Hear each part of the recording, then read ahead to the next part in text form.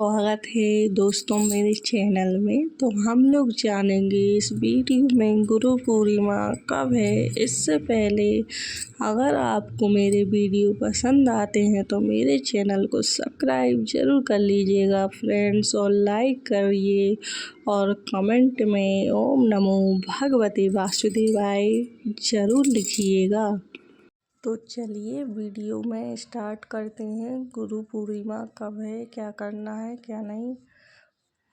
गुरु पूर्णिमा व्यास पूर्णिमा के नाम से हम जानते हैं। तो पूर्णिमा के दिन हमें किन किन बातों का ध्यान रखना चाहिए, पूर्णिमा कब रहता, हमें कब पूर्णिमा तिथि कब से प्रारंभ हो रही है, कब समाप्त हो रही है, श्री सत्यनारायण भगवान जी की कथा हमें कब करनी है या कहलवानी है, श्रृंगार करें या ना करें, सिंदूर लगाएं ना लगाएं पूर्णिमा के दिन, और कौन कौन सी गलतियां हमारे द्वारा नहीं होनी चाहिए, कौन कौन से अनिवार्य हमें ज़रूर करनी चाहिए। इसी प्रकार के बहुत सारी महत्वपूर्ण बातें हम जानेंगे इस वीडियो में। तो आप लोग बने रहिए मेरे साथ मेरे चैनल पर। अगर आपको मेरा वीडियो पसंद आता है तो प्लीज़ मेरे चैनल को सब्सक्राइब जरूर कर दीजिएगा, जिससे कि मेरे वीडियो के नए नोटिफिकेशन आप सभी के पास सबसे पहले पहुँचे। तो चलिए शुरू करते हैं और सभी महत्वपूर्ण बातें जान लेते हैं। तो सबसे पहले दोस्तों आपको बता दूं, गुरु पूर्णिमा जिसको कि हम व्यास पूर्णिमा का नाम से भी जानते हैं, चारों वेदों के ज्ञानी वेद व्यास जी का उस दिन जन्मोत्सव भी हम मनाते हैं गुरु पूर्णिमा के दिन। ठीक है, तो इसलिए पूर्णिमा जो है अपने में बहुत अधिक महान मानी गई है। तो पूर्णिमा के दिन क्या क्या नियम विधि थोड़ा बहुत तो आप लोग को आइडिया होगा ही। हर महीने में पूर्णिमा तिथि आती है और अमावस्या तिथि, फिर भी आप कुछ जो ऐसे महत्वपूर्ण बातें हैं जो आपको जानना बिल्कुल ज़रूरी है।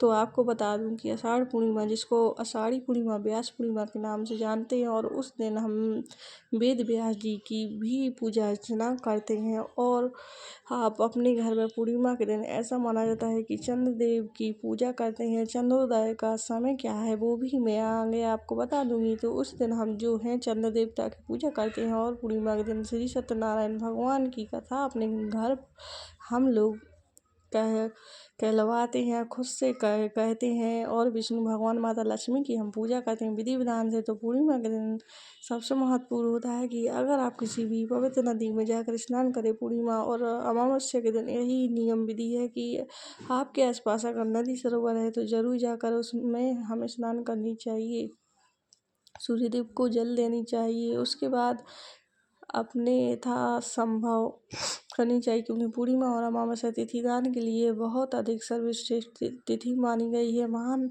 मानी गई है। ठीक है, अगर आप नहीं जा पाते हैं तो आप लोग अपने घर के पानी में जल में गंगा जल मिश्रित जल से भी आप लोग स्नान कर सकते हैं। लेकिन जल तो शुद्ध होता है, पवित्र होता है, तो हम स्नान के मतलब जल में मिलाएंगे, फिर वो कहीं भी जाएगा पानी जो गंगा जल है तो जाएगा तो हमारे ऊपर दोष लगेगा। क्या यह सही है? तो देखिए, गंगा जल तो है ना पवित्र है, उसको आप ड्रेन में डाल दीजिए या कहीं कचड़े में डाल दीजिए या कुछ भी डाल दीजिए, लेकिन इतना नहीं बचाते। आपको गंगा जल जो है अपने स्नान के जल में मिलाकर आप लोग स्नान कर सकते हैं, और ड्रेन में बह भी जाता है तो आपके ऊपर कोई दोष नहीं लगेगा। ये सब चीज़ें अपने अंदर से निकाल दीजिए, क्योंकि गंगा जो है ना बहुत अधिक पवित्र है, कहीं भी रहेगी वह पवित्र ही रहेगी, तो आपके ऊपर दोष नहीं लगता है। नियम है, घर में भी हर हर गंगे बोलते हुए हमें स्नान कर लेनी चाहिए। एक एक बातों को ध्यान से समझिए। उसके बाद आपको क्या करना है कि आप जो है पीला वस्त्र पूर्णिमा के दिन अगर हो सके तो विष्णु भगवान का प्रिय रंग है पीला वस्त्र धारण करके हमें पूजा करनी चाहिए।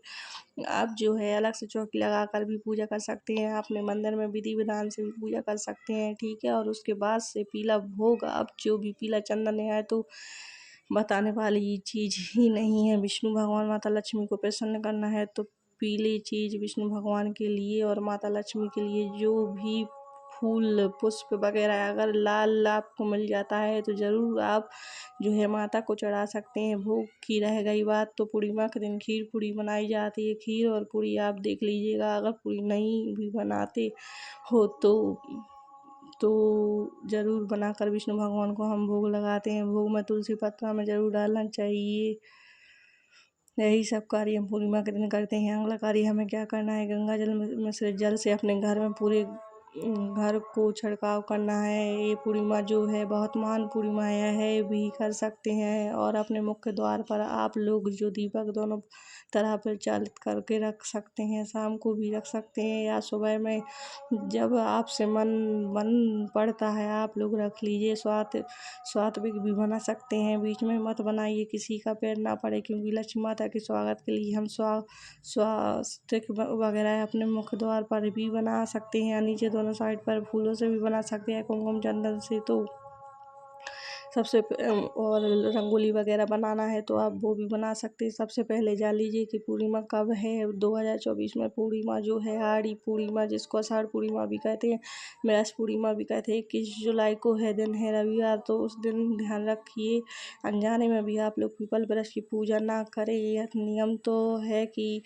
पास में और पूर्णिमा के दिन पीपल वृक्ष की पूजा करनी चाहिए, क्योंकि सभी देवी देवताओं का निवास स्थान पीपल वृक्ष को मानते हैं। ठीक है, ब्रह्मा विष्णु महेश लक्ष्मी माता सभी का वो निवास स्थान है। लेकिन आप लोग मत कीजिए, क्योंकि इस बार 21 तारीख को व्रत की भी पूर्णिमा करेंगे। श्री सत्यनारायण भगवान की कथा भी हम उसी दिन कहलवाएंगे या करेंगे। दान की पूर्णिमा भी 21 जुलाई को ही है, दिन है रविवार। तो आपको पीपल वृक्ष की पूजा नहीं करनी है, तुलसी माता की पूजा नहीं करनी है। पूजा का दूर से ही धूप दीप दिखा सकते, स्पर्श नहीं किया जाता है, जल नहीं डाला जाता है रविवार के दिन। इस बात का पक्का ध्यान रखिएगा, क्योंकि हमारे ध्यान से निकल जाता है।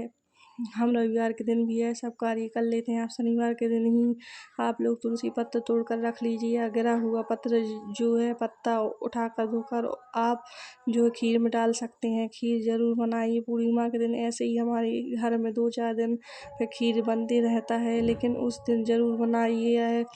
और भगवान को भोग लगाकर हम जो पूजा पाठ करके जो व्रत नहीं रखेंगे, यह सब कार्य करेंगे। रात को भी आप लोग खीर बना सकते हैं, दिन में ही जरूर नहीं। लेकिन जिसके यहाँ विष्णु भगवान का कथा वगैरह करवाया जाता है, श्री सत्यनारायण भगवान का, तो वो तो बनाकर दिन में ही भोग लगाकर और ब्राह्मण को खिलाया जाता है। हम लोग खिलाते हैं, अगर घर में कथा कहलवाते हैं। और जो लोग व्रत रखते हैं वे शाम को पूरे दिन निर्जल भी कुछ लोग व्रत रखते हैं, कुछ लोग फलाहारी भी व्रत रखते हैं पूर्णिमा का। और शाम को चंद्रदेव को अर्घ्य देने के बाद ही अपना व्रत खोलते हैं। तो आप फलाहार से भी व्रत अपना खोल सकते हैं, या कुछ मीठा खाकर भी कुछ लोग व्रत खोलते हैं। तो आप लोग किस प्रकार से व्रत खोलती हैं आप लोग अपना देख लीजिए। तो यही सब कार्य हम पूर्णिमा के दिन करते हैं। और ध्यान रख लीजिए कि उस दिन आपके द्वारा किसी भी प्रकार का अपमान ना हो। भिक्षक भिखारी बच्चों का मतलब ध्यान रखिएगा। थोड़ा सा देखिए, जो व्रत रखते हैं उन्हें तो और भी अधिक ध्यान रखनी चाहिए कि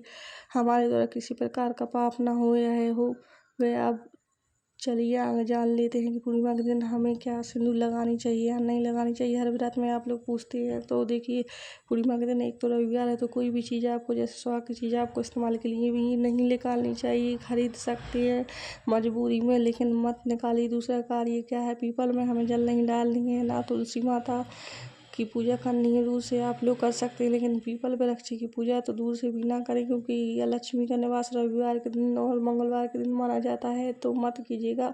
अगला कार्य क्या है, पूर्णिमा के दिन हमें अगर बहुत ज़रूरत ना पड़े तो बाल मत धोइएगा। बाद में से जो वही जो उंगली है अपने मांग में जितनी बार सिंदूर लगाना है, 3 बार 5 बार आप लोग 2 बार लगा लीजिए। लेकिन सिंदूर पूर्णिमा के दिन नहीं लगाया जाता, अमावस्या के दिन लगाया जाता है। तो आप देख लीजिएगा, अगर व्रत है तो आप लोग सिंदूर लगा सकती हैं, कोई दिक्कत नहीं है। अगर जिनको ज़रूरत है लिक्विड सिंदूर भी आप लोग लगा सकती हैं। लाल वाला पीला वाला न लगाए तो ज़्यादा बेहतर है, क्योंकि रविवार का भी दिन है। एक क्लियर हो गया। और बाकी जो व्रत रखे हैं उन्हें जैसे महावार वगैरह लगा लेनी चाहिए। बाकी श्रृंगार आप लोग कर सकते, कंघी वगैरह भी कर सकती हैं। बिल्कुल चिंता वाली बात नहीं है, केवल धोइएगा मत। और नील वगैरह नहीं काटनी चाहिए। पुरुषों से बचे तो शेविंग वगैरह भी नहीं करवानी चाहिए। अगर ज़रूरत ना पड़े तो मत कीजिए, पड़ता है तो कर लेंगे, कोई बात नहीं। क्या करेंगे, इमरजेंसी में करना पड़ेगा तो है। सब कार्य हम पूर्णिमा के दिन करते हैं। और अगला कार्य आपको क्या करनी है कि गुरु पूर्णिमा, जिसका नाम ही है आपको मालूम उस दिन आप चाहें तो अपने गुरु को फ़ोन लगा सकते हैं और उनका आशीर्वाद ले सकते हैं। आप उनसे मिलकर भी आशीर्वाद ले सकते हैं और उनको कुछ दे भी सकते हैं, दक्षिणा वगैरह। अच्छे से साफ सफाई वगैरह आप लोग कर लीजिएगा। इसलिए ये पूर्णिमा जो है श्रेष्ठ भी मानी गई है, क्योंकि इसके अगले दिन से सावन जो है, सावन का महीना शुरू हो जाता है, जो कि शिव जी को समर्पित है। तो इसलिए आप लोग जो है जितनी भी साफ सफाई वगैरह है, पूर्णिमा के दिन भी कर सकते हैं और उसके एक दिन पहले भी कर सकते हैं। सावन के लिए तैयारी कर सकते हैं। तो सावन अगले दिन 22 तारीख से शुरू हो रहा है और 21 तारीख को हम पूर्णिमा का व्रत भी रखेंगे। दिन रविवार को सभी चीज़ बता ही चुकी हूँ और जितने भी दान वगैरह, स्नान वगैरह आपको करना है 21 जुलाई को ही कीजिएगा। और अगला कार्य आपको क्या करनी है, जो लोग भी स्नान वगैरह, देखिए अगर समय है तो मुहूर्त में भी आप लोग कर सकते हैं, समय नहीं है तो आप लोग पूरे दिन कर सकते हैं, कोई दिक्कत नहीं है। ऐसे ही ब्रह्म मुहूर्त में कर लीजिए तो बहुत अच्छी पूर्णिमा के दिन तो स्नान का शुभ मुहूर्त क्या है 4:03 से लेकर और 4:47 तक सुबह में आप लोग स्नान कर सकते हैं। अगर पॉसिबल नहीं हो पाता है, समय नहीं है, ठीक है, उसके आगे भी आप लोग कर सकते हैं, लेकिन शुभ मुहूर्त 4:03 से 4:47 तक है। सभी बातें ध्यान से समझ लीजिएगा दोस्तों। पूर्णिमा तिथि कब प्रारंभ हो रही, कब समाप्त हो रही, चंद्रोदय का समय क्या है, तो आपको बता दूं कि पूर्णिमा तिथि जो है 20 जुलाई शाम को जैसे प्रारंभ हो रही 6 बजे शाम को और 21 जुलाई को दिन रविवार को पूर्णिमा तिथि समाप्त हो रही है 3:47 पर। तो उदय तिथि को ध्यान में रखते हुए, क्योंकि 20 तारीख को पूर्णिमा शाम को लग रही है, पूरे दिन पूर्णिमा तिथि नहीं है, इसलिए कुछ लोग सोचेंगे कि व्रत उस दिन ही कैलेंडर में भी दिया है, उस दिन ही व्रत है। उस दिन पूर्णिमा तिथि देर से लगने की वजह से आप 21 तारीख को ही व्रत कर सकते हैं, ठीक है। और 21 तारीख को सभी कार्य 21 जुलाई को करनी है। दिन रविवार को ये हो गया चंद्रोदय का समय शाम को 7:30 पर। जो लोग जो है चंद्रदेव को अर्घ्य देकर अपना व्रत खोल सकते हैं।